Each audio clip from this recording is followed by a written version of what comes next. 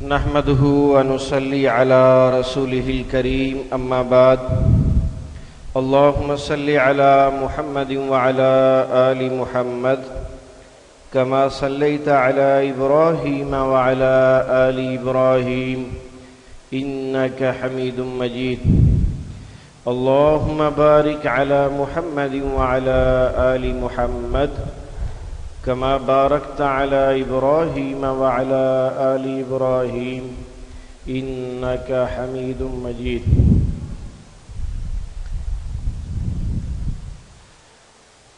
آج ہم نے معلم القرآن کا سبق نمبر 7 پڑھنا ہے، اور سبق نمبر 7 سے پہلے سبق نمبر 6 کا خلاصہ دہرا لیں۔ اس میں 5 علامات تھیں، 2 الگ استعمال ہوتی ہیں اور 3 مل کر استعمال ہوتی ہیں۔ ہوا اور ہیا یہ الگ استعمال ہوتی ہیں، اس میں ہوا واحد مذکر کے لیے اور ترجمہ وہ، ہیا واحد مؤنث کے لیے اور ترجمہ وہ۔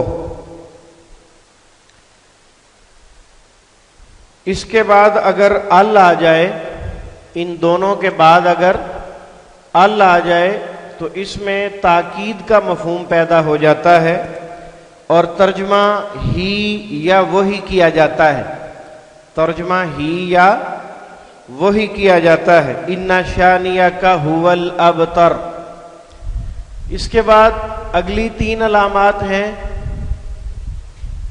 ہو اور ہی واحد مذکر کے لیے اور ہا واحد مؤنث کے لیے اور کبھی جمع کے لیے بھی استعمال ہو جاتی ہے۔ اگر یہ تینوں علامتیں اسم کے آخر میں آئیں تو ترجمہ اس کا، اس کی، اس کے یا اپنا، اپنی، اپنے، اور اگر یہ فعل کے ساتھ آئیں تو ترجمہ اسے یا اس کو کیا جاتا ہے، اور حروف کے ساتھ اس کا ترجمہ اس یا وہ کیا جاتا ہے۔ اب ہم معلم القرآن کا باقاعدہ آغاز کرتے ہیں۔ آج ہم انشاءاللہ اس کا سبق نمبر 7 پڑھیں گے۔ اس میں 2 علامات ہیں اور یہ دونوں علامات اسم فعل حرف تینوں کے آخر میں استعمال ہوتی ہیں، اسم فعل حرف تینوں کے آخر میں استعمال ہوتی ہیں۔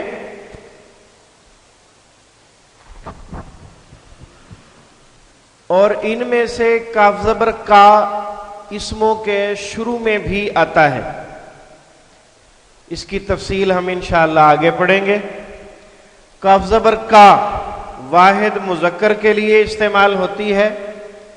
جب یہ اسم کے ساتھ آئے گا تو اس کا ترجمہ تیرا، تیری، تیرے یا اپنا، اپنی، اپنے کریں گے۔ اسم کے ساتھ اس کا کیا ترجمہ ہے؟ تیرا، تیری، تیرے یا اپنا، اپنی، اپنے۔ عملو کا، تیرا عمل، کاف زبر کا کو ہٹا دیں تو کیا بچے گا؟ عمل۔ اردو میں کیا بولیں گے؟ عمل، عامل، معمول، تعمیل، معمولات۔ ازواجو کا یہ زوجن کی جمع ہے، ازواج، ازواجو کا تیری بیویاں۔ وجہو کا تیرا چہرہ، وجہ اردو میں چہرے کو کہتے ہیں۔ متوجہ ہونا، توجہ کرنا۔ اور علی وجہ البصیرت، علی وجہ البصیرت۔ بصرو کا تیری نظر، بصرو کا تیری نظر۔ بصر، بصارت، بصیرت، مبصر، تبصرہ اردو میں بولا جاتا ہے۔ قومو کا تیری قوم۔ ربو کا تیرا رب۔ طعامو کا تیرا کھانا۔ کتابو کا تیری کتاب۔ اور کاف زبر کا اگر فعل کے آخر میں آ جائے تو ترجمہ تیرا، تیری، تیرے کی بجائے کیا کریں گے؟ تجھے، آپ کو، آپ سے، تجھے، آپ کو، آپ سے، مثلاً ودعک اس نے چھوڑ دیا تجھے. یہ سورت الضحیٰ کی آیت کا حصہ ہے. نبی اکرم صلی اللہ علیہ وسلم کے متعلق چند دن وحی نہ آنے کی وجہ سے کافروں نے مشہور کر دیا کہ محمد کا رب محمد سے ناراض ہو گیا ہے، نعوذ باللہ، اس نے اس کو چھوڑ دیا ہے. تو اللہ رب العزت نے فرمایا ما ودعک ربک وما قلی، آپ کے رب نے آپ کو نہ چھوڑا ہے نہ آپ سے ناراض ہوا ہے. تو اور بھی بہت ساری باتیں اس سورت کے اندر موجود ہیں. سألک اس نے پوچھا آپ سے، سوال سے یہ لفظ نکلا. خلقک اس نے پیدا کیا تجھے، خلق خالق مخلوق تخلیق. وجدک اس نے پایا تجھے، وجد موجود، وجد موجود، وجود ایجاد سب اسی سے ہیں، ایجاد. یعطیک یہ بھی سورۃ الضحیٰ کی آیات میں سے ایک لفظ ہے. وَلَسَوْفَ يُعْطِيكَ رَبُّكَ فَتَرْضَىٰ، اور ان قریب اللہ تعالیٰ آپ کو عطا کرے گا اور آپ اللہ سے راضی ہو جائیں گے. یعطیک عطا، عطیہ وہ دے گا آپ کو. ینبئک نبی اور انبیاء اس کا معنی خبر دینا ہوتا ہے. ینبئک وہ خبر دے گا آپ کو. یسألک وہ سوال کرتا ہے آپ سے. یا کا معنی وہ ہو گیا، کاف کا ہو گیا آپ سے. باقی لفظ سوال، سائل، مسئول اردو میں بولا جاتا ہے. فعدلک پھر اس نے برابر کیا تجھے. فا اور کاف زبر کا الگ ہیں. باقی لفظ عدلہ اردو میں عدل، عدل و انصاف، برابری، عدل و انصاف، برابری. فعدلک اس نے برابر کیا تجھے. اور یہی کاف زبر کا اسموں کے آخر میں جب آتا ہے تو ترجمہ تیرا تیری تیرے یا اپنا اپنی اپنے کیا جاتا ہے. فعل کے آخر میں ترجمہ تجھے، آپ کو، آپ سے کیا جاتا ہے. اور جب یہ حرف کے آخر میں آئے گا تو تو، تجھ اور تیری تیرے کیا جائے گا.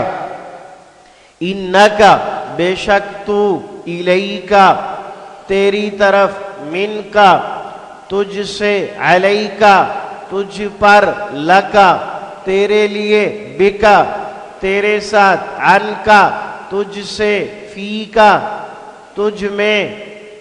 یاد رکھیں کہ بعض اوقات کاف زبر کا اسم کے شروع میں بھی آ جاتا ہے. آخر میں تو آپ نے پڑھ لیا کہ تیرا تیری تیرے اس کا ترجمہ ہوتا ہے، اور بعض اوقات یہ شروع میں بھی آ جاتا ہے. اور اس وقت اس میں تشبیہ کا مفہوم ہوتا ہے. تشبیہ کیا چیز ہے؟ تشبیہ جو ہے کسی چیز کی مثال دینے کے لیے جو الفاظ استعمال کیے جاتے ہیں، اور جب کسی چیز کی کسی چیز سے مثال دی جاتی ہے تو اس میں دیکھا یہ جاتا ہے کہ جس کے ساتھ ہم مثال دے رہے ہیں ان دونوں میں مطابقت ہونی چاہیے، ان دونوں میں مطابقت ہونی چاہیے. بالکل ایسے جیسے مائیں اپنے بیٹے کی تعریف کرتے ہوئے کہتی ہیں میرا بیٹا تو شیر جیسا ہے. اب اس کا بیٹا شیر تو نہیں ہوتا، شیر جانور ہے اور بیٹا انسان ہے. تو دونوں کی آپس میں مطابقت کیا ہے؟ مطابقت طاقت اور جوانی کی ہے. شیر جانوروں میں سے بہت زیادہ طاقتور جانور ہے اور سب سے زیادہ جفاکش ہے.